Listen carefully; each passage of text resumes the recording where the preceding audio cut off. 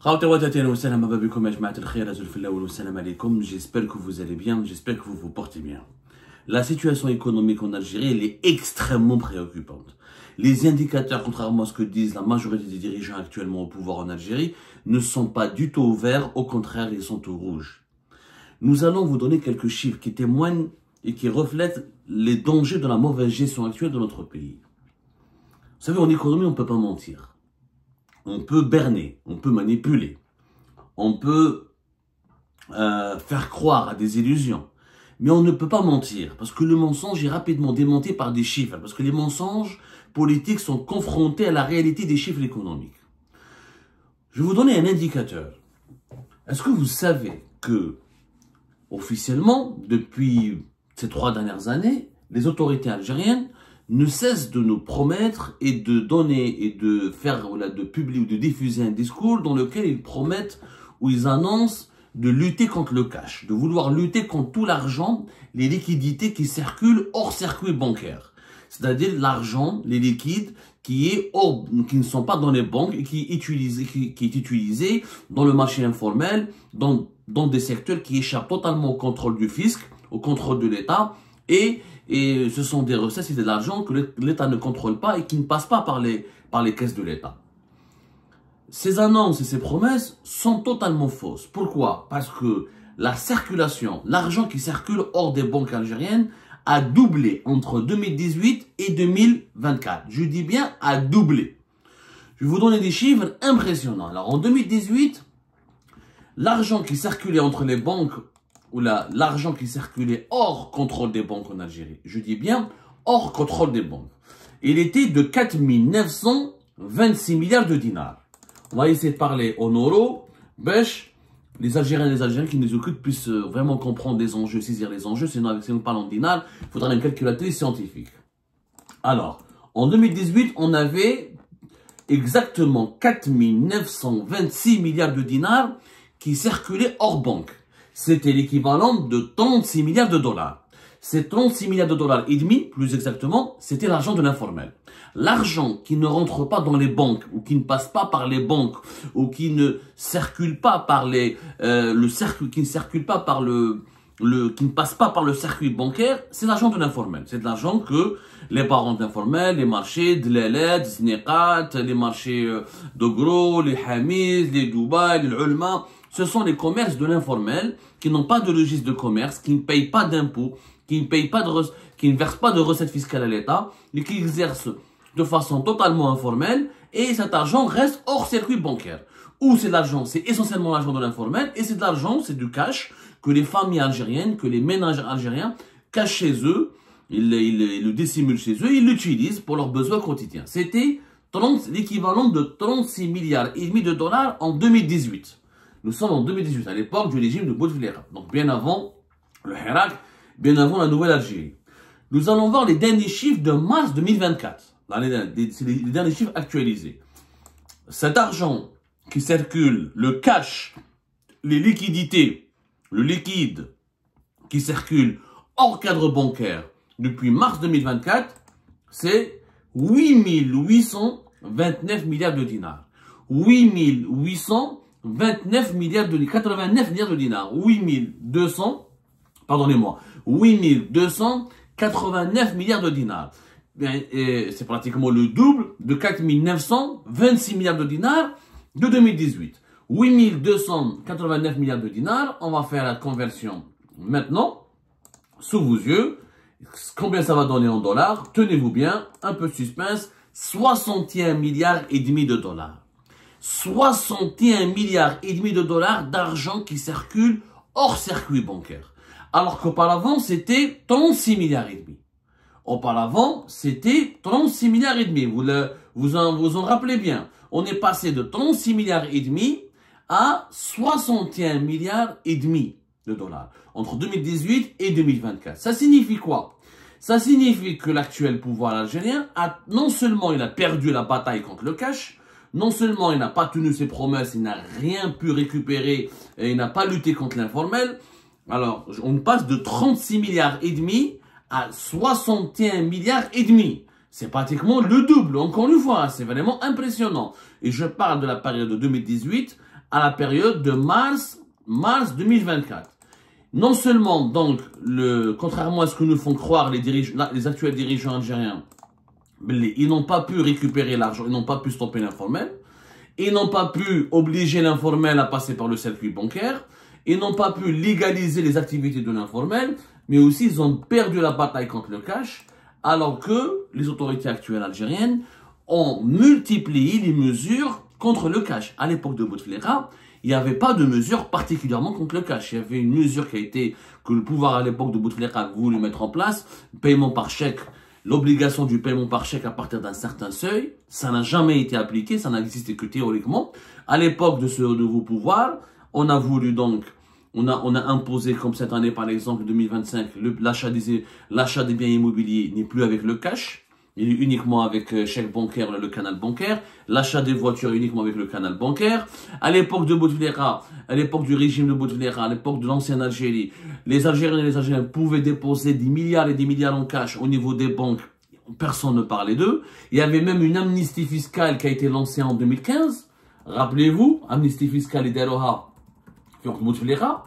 En Algérie, c'était en 2015, je crois. Ça a été fait en 2015, hein, ça s'appelle, attendez, je vais vous donner, c'était fin d'année 2015, je sais que c'était fin d'année, voilà, c'était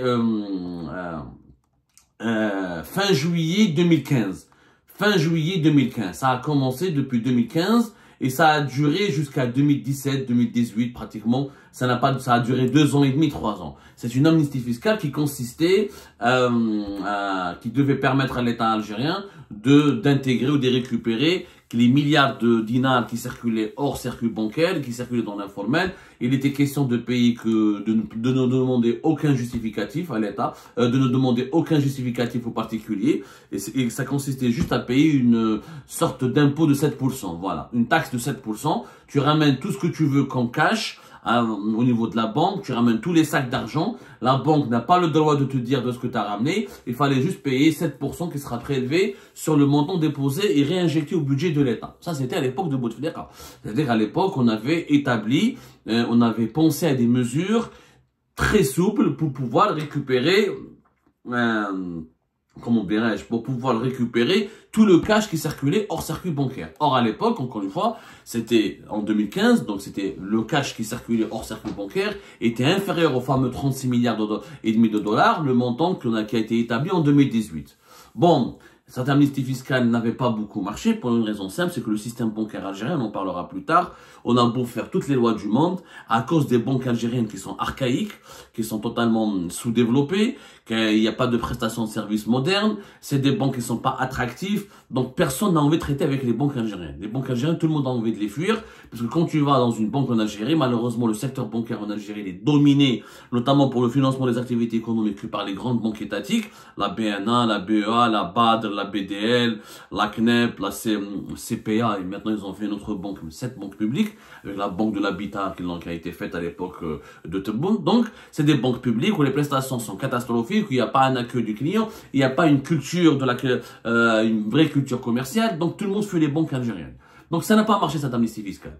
Mais, à l'époque, je signale que le régime Bouteflika n'a pas élaboré de loi extrêmement restrictive. En Algérie, depuis 2022, le régime actuel, le pouvoir actuel s'est lancé dans une politique anti-informelle.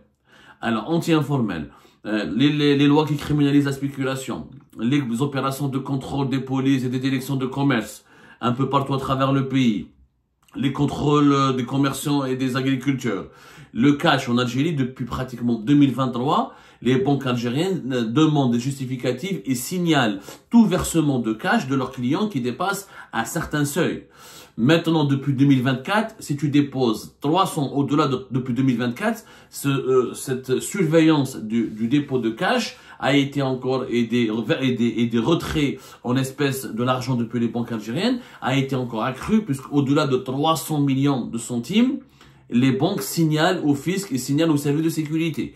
Il y a eu des enquêtes pour les redressements fiscaux. Les personnes les plus riches du pays, c'était en 2023. Il y a eu ensuite d'autres types d'enquêtes sur les personnes riches qui avaient de l'argent en 2024. C'est-à-dire que les autorités actuelles algériennes ont tout fait pour essayer de contrôler les personnes riches qui ne déclaraient pas leur argent ou qui avaient de l'argent de façon informelle pour essayer de traquer les flux financiers qui circulent de façon informelle et hors circuit bancaire à travers plusieurs mesures sécuritaires, juridiques, fiscales et économiques. Puisque même les restrictions au niveau des importations, à l'époque de Bouteflika, il y avait du cash. Pourquoi? Le marché informel travaillait. Parce que le pays, il y avait une liberté pour l'importer. L'Algérie, jusqu'à 2016-2017, mis à part les restrictions au niveau des importations des voitures, tout le reste, l'Algérie importait des produits alimentaires étrangers, on importait des produits de vêtements étrangers. L'activité d'importation était libre. Elle était complètement libre. En tout cas, elle commençait à être contrôlée un peu, mais avec beaucoup de douceur par rapport aux contrôles actuels qui sont pratiqués à partir de 2017-2018. Mais on importait pratiquement tout ce qu'on voulait. Aujourd'hui, depuis 2021-2022, avec l'actuel régime, restriction totale des importations. On n'importe pratiquement plus rien, tout passe par des certificats, tout passe par des licences, des autorisations, les contrôles au niveau des ports, les douanes qui contrôlent les voyageurs, même les colis qui viennent de l'étranger sont soigneusement contrôlés. Il y a une guerre terrible contre les importations. Et on sait qu'à l'époque, les importations ont nourri le marché informel. Je mets le cabas, les importations, je mets les conteneurs. Malheureusement, voilà, c'est un fait, malheureusement du point de vue fiscal, c'est-à-dire c'est des recettes fiscales qui rentrent pas dans les caisses de l'État, mais les importateurs ne vendaient pas ou là ne revendaient pas tout ce qu'ils achetaient à l'étranger de façon au niveau des commerces formels. Beaucoup de commerces informels, là dans les marchés informels, récupéraient les vêtements, les produits électroménagers, les produits alimentaires même qui venaient de l'étranger, qui étaient revendus dans les marchés informels. Donc, à l'époque, ça expliquait. À l'époque de Bouteflika, on savait pourquoi d'où venait le marché informel. C'était les importations et les importateurs. C'était les banques algériennes qui n'étaient pas attractives, etc. Et c'était une certaine croissance économique du pays, le secteur privé travaillait, etc. Et comme les moyens de paiement, la consommation était forte à l'époque de Bouteflika, la consommation était beaucoup plus forte par rapport aux années 90, les Algériens les Algériens dépensaient de plus en plus, ils se sont enrichis à partir de 2008-2009, on avait une véritable classe moyenne, et les gens dépensaient beaucoup de leur argent à travers le cash, puisque les moyens de paiement modernes, paiement électronique, paiement mobile, paiement par carte bancaire, paiement par la chèque, etc., n'étaient pas très développés en Algérie. Donc on savait pourquoi il y avait de l'informel. Et aujourd'hui, comment se fait-il qu'avec toutes les enquêtes sur le marché informel, toute la loi la loi contre la spéculation c'était fin 2021, la loi qui criminalise la spéculation, les contrôles stricts et rigoureux menés par les services de sécurité, la surveillance des dépôts en cash et des retraits de l'espèce depuis les banques, le verrouillage des importations, comme je l'ai dit. Et malgré cela, nous avons, ce qui est quand même surprenant, l'argent qui circule hors circuit bancaire a dépassé les 61 milliards et demi de dollars, presque 62 milliards de dollars, alors que ce n'était que de 36 milliards et demi de dollars en 2018. En réalité, qui alimente l'informel? Je vais vous surprendre. Et ça n'a pas été suffisamment analysé dans notre pays. C'est le budget, c'est les dépenses de l'État. Regardez, je vais vous donner un autre chiffre. C'est important que vous compreniez ces réalités. C'est qu'aujourd'hui, l'État algérien est en train d'échouer économiquement. C'est un échec total. Quand tu as quand l'argent qui circule hors circuit bancaire, qui passe pas par les banques, passe de 36 milliards et demi de dollars à 61 milliards et demi de dollars, c'est énorme, 61 milliards et demi de dollars. C'est un budget de plusieurs gouvernements en Afrique.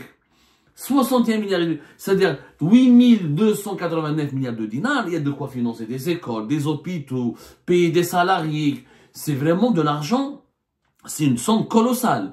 Mais pourquoi le régime actuel, le pouvoir actuel a échoué dans sa lutte contre le cash et contre l'argent informel? Pour une raison simple, c'est que c'est les dépenses de l'État qui sont en train d'alimenter l'informel. Contrairement à l'époque de Bouteflika, où sont les importations, la consommation interne et le dynamisme économique et l'enrichissement, la consommation interne, le dynamisme économique local, à l'époque de ce actuel régime, le régime Tebboune, c'est les dépenses de l'État. Là, c'est comme un exemple. La masse monétaire en Algérie. Combien il y a d'argent? Quelle est la masse monétaire de toute l'Algérie? Il y a combien d'argent en Algérie? On a 25 38 milliards de dinars. 25 000, 38 milliards de dinars, ça c'est toute la masse monétaire, tout ce que le pays a comme argent. 25 000, 38 milliards de dinars, c'est l'équivalent de 185 milliards de dollars. 185 milliards de dollars. Quand on observe les chiffres, la masse monétaire en 2018, elle était que de 16 636 milliards de dinars. Je dis bien, la masse monétaire en Algérie en 2018, avant le Hirak, avant la nouvelle Algérie, donc avant le régime actuel, elle était de 16 636. Combien ça fait en dollars? Ça fait 123 milliards de dollars. On a la masse monétaire, elle est passée de 123 milliards de dollars à plus de 185 milliards de dollars en 2024. Entre 2018 et 2024, la différence, elle est énorme, énorme. D'où vient tout cet argent? Quand la masse monétaire augmente de façon aussi conséquente, pratiquement de presque la moitié, de presque 50%, au moins 30 à 40%, puisqu'on est passé, encore une fois, je vous redonne les chiffres. C'est très important de comprendre les chiffres, parce qu'on n'est pas dans les sentiments, on est vraiment dans les chiffres. Quand on passe de 123 milliards et demi de dollars de masse monétaire à plus de 185, presque 186 milliards de dollars, c'est une augmentation au minimum de presque 40%, 40% et quelques. C'est que normalement, le pays il a un dynamisme économique, il y a une croissance importante, il y a une production des services. Ce n'est pas le cas. En réalité, ce qui a augmenté, en parallèle, la masse monétaire elle a augmenté. En parallèle, l'argent qui circule hors des banques a augmenté, parce qu'on est passé de 36 et quelques et demi à plus de 61, presque 62 milliards de dollars. Ce qui est quand même, encore une fois, impressionnant. C'est vraiment impressionnant et c'est même inédit. Donc, d'où vient tout cet argent qui circule dans le pays? Et alors, il y a beaucoup d'argent qui circule en Algérie et pourtant, les Algériens ont l'impression qu'ils s'appauvrissent. L'inflation est élevée, le chômage est élevé. Comment ça se fait? En réalité, c'est le budget de l'État. L'État en Algérie dépense beaucoup d'argent. La masse monétaire en Algérie elle a commencé à augmenter de façon conséquente depuis 2022 jusqu'à 2024. Qu'est-ce qui s'est passé? En 2022-2023, l'État a commencé à dépenser beaucoup d'argent. En 2023, il a dépassé le budget de l'État, le budget de fonctionnement de l'État a dépassé les 102-103 milliards de dollars. En 2024, il a dépassé les 113 milliards de dollars. Et en 2025, il a dépassé les 126 milliards de dollars. L'État algérien dépense beaucoup d'argent.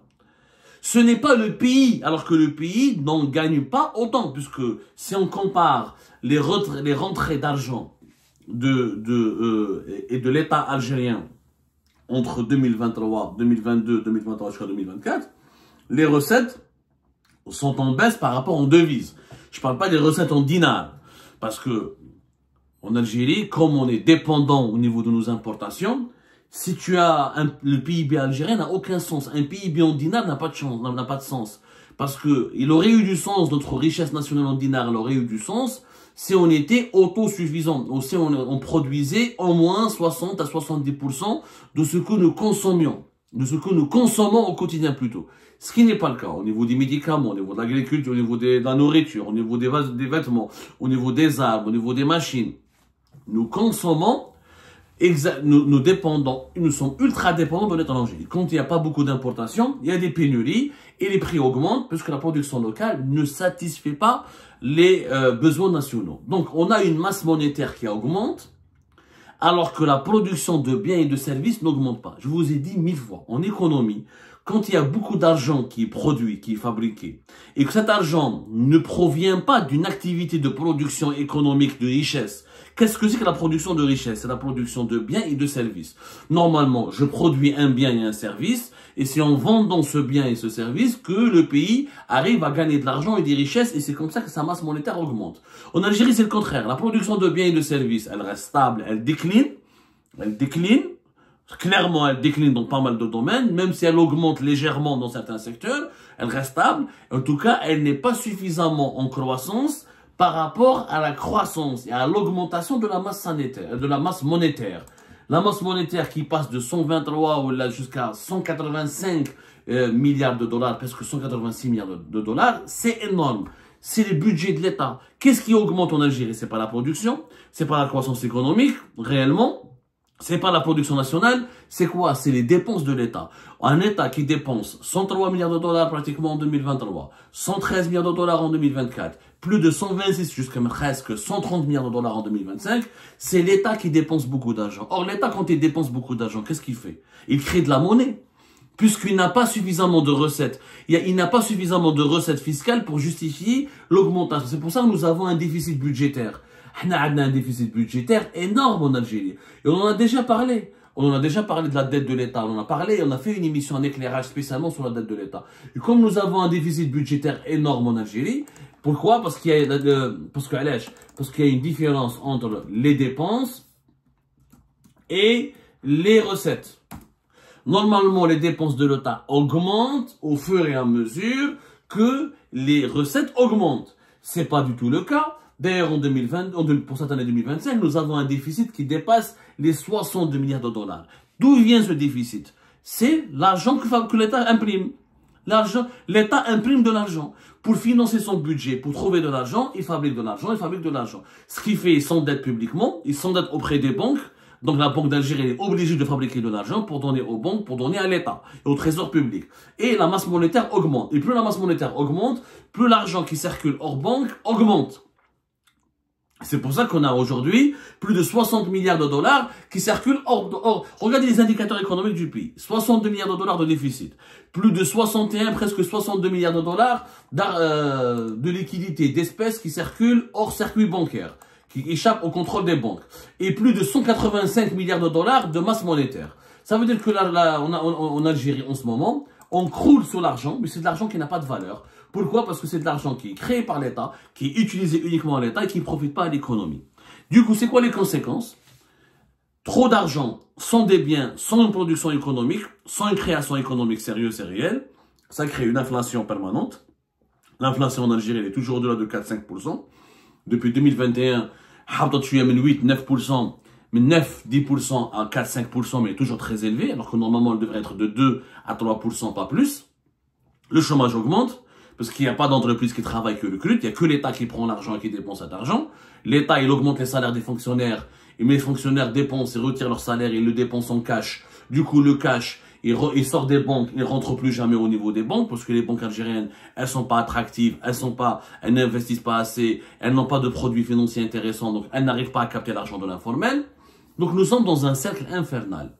Là, l'État crée de l'argent, délapide de l'argent, dépense trop d'argent, sans aucun développement économique pour le pays. Il n'y a pas de développement économique. Pourquoi? Le développement économique, c'est quoi? C'est quand on crée de l'argent à travers l'économie. C'est-à-dire à travers la production de biens et de services. En Algérie, on crée de l'argent sans aucune production économique. C'est juste l'État qui imprime. On a tellement imprimé et produit de l'argent sans production économique qu'aujourd'hui, nous avons 61 milliards de dollars qui circulent hors banque et nous avons une masse monétaire de 185 milliards de dollars mais qui ne sert pas l'économie nationale. Elle ne sert pas l'économie nationale parce que le chômage augmente, l'inflation augmente et la production nationale demeure toujours faible et elle n'arrive pas à satisfaire les besoins du pays. C'est ça la situation. C'est une situation dramatique. Si cette situation perdure, à savoir, si l'État continue à imprimer, à produire de l'argent sans aucune valeur, il va se passer quoi? La valeur du dinar va chuter. C'est pour ça que le dinar, le marché informel, ne vaut rien par rapport à l'euro et au dollar. C'est pour ça que l'euro et le dollar, toujours il augmente. L'inflation va toujours être élevée. La vie sera toujours chère. Le chômage continuera d'exploser puisque cet argent échappe au contrôle des banques, donc il n'est pas investi dans les entreprises et que la masse monétaire, cet argent ne profite pas à l'économie, profite à l'État. Donc les entreprises n'en profitent pas, elles n'ont pas suffisamment de financement pour développer leurs activités, etc. Donc quand elles ne développent pas leurs activités, elles ne créent pas des emplois, donc le chômage explose. Et quand le chômage explose et l'inflation augmente, elle demeure élevée, c'est quoi? C'est la pauvreté, c'est la précarité, c'est la misère sociale. Voilà la situation actuelle dans laquelle nous sommes et que nous n'avons jamais connue auparavant. Pourquoi? Parce que nous avons un État, encore une fois, qui dépense trop d'argent et qui crée lui-même de l'argent sans valeur. Tant que nous ne remédions pas à ces pratiques, nous ne pourrons jamais nous développer économiquement.